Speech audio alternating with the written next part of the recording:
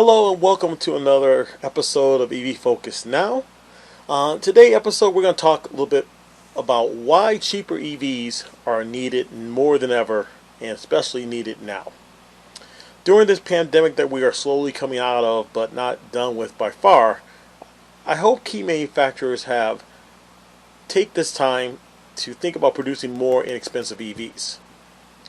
In Europe, China, and Japan, these cheaper EVs are being produced and offered mainly because those countries are all in basically on electrification, rolling back carbon emissions, and moving their cars to electric future. So manufacturers are putting their resources mainly in those areas, in those countries.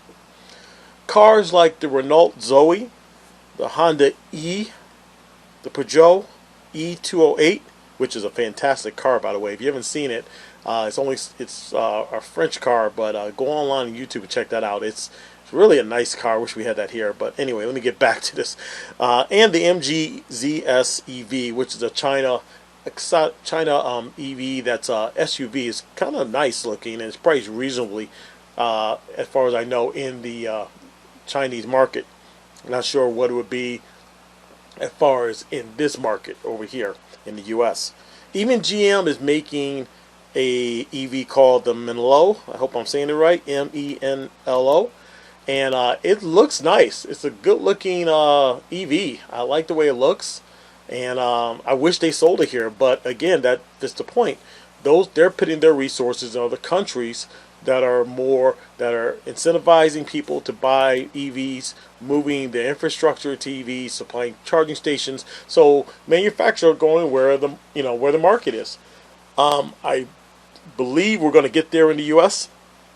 We're growing. Obviously, Tesla's leading the way with the charging station electrification, which is one of the reasons why, despite Elon's tweets sometimes and antics, I'm a big fan of him, because without Elon Musk, we would not be where we are now. He has forced the hand of all these manufacturers to look at electrification, to show them that EVs can be just as good as ICE cars if you choose to go that route, and they can be safe for the environment, provide performance and driving pleasure, just like any ICE car out there.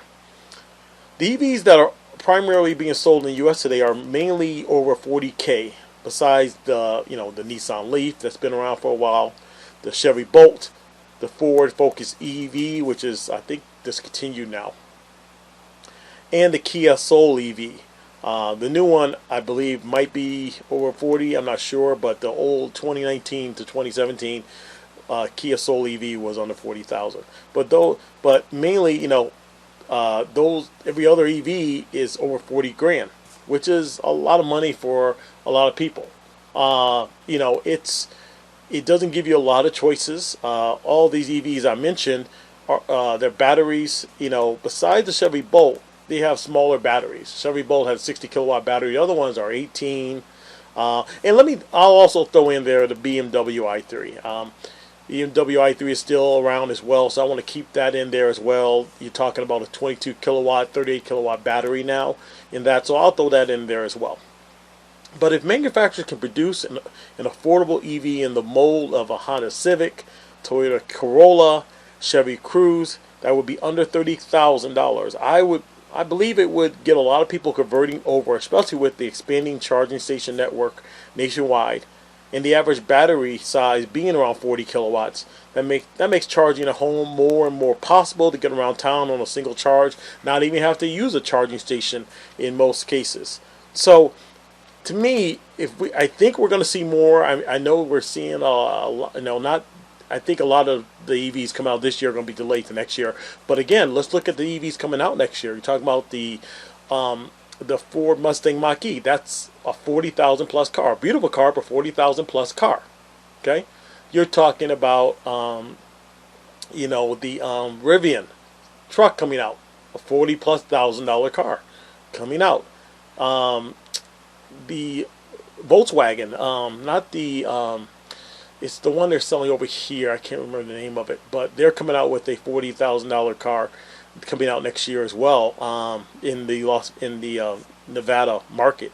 Nevada and U.S. market, so to speak. So these cars are all coming out next year, but they're all over 40,000. So again, having more affordable EVs in the marketplace is really going to make it more accessible for people to access and more affordable for people to take advantage of. Hopefully, the EV incentives and rebates are still going to be offered by the U.S. government at this time, so people can take advantage of those. And again, I had a previous video that I spoke about EV rebates and incentives, how they should be instant rebates instead of just incentives that you can get money back during your taxes the next following year. But you can look in that past video and check that out. Anyway, thank you for watching. That's all for today, and I'll see you next time.